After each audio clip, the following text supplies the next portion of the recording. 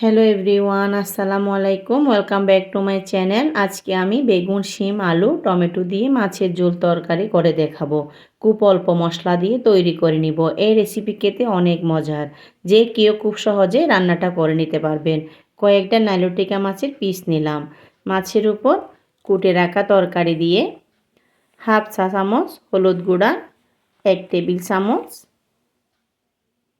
কাঁচামরিচ বাটা, 1 চা চামচ লবণ,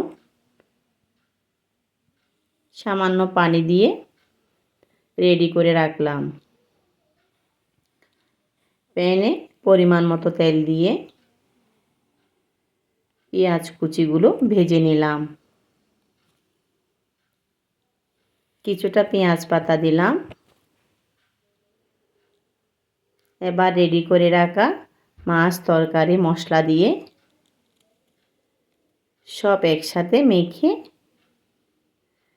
ঢাকনা দিয়ে বেশ কিছুক্ষণ কষিয়ে নিব।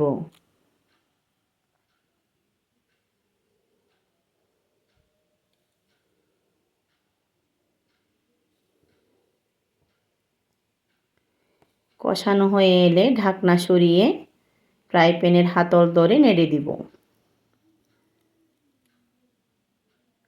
আর ফালি করে রাখা টমেটো দিয়ে ঝোল ঝোল করে তরকারি রান্নার জন্য কিছুটা পানি অ্যাড করে দিব। আবারও ঢাকনা দিয়ে ভালো করে সিদ্ধ হয়ে এলে ধনেপাতা ছড়িয়ে এভাবে ঝোল ঝোল মাছের তরকারি দিয়ে ভাত খেতে বেশ ভালোই লাগে।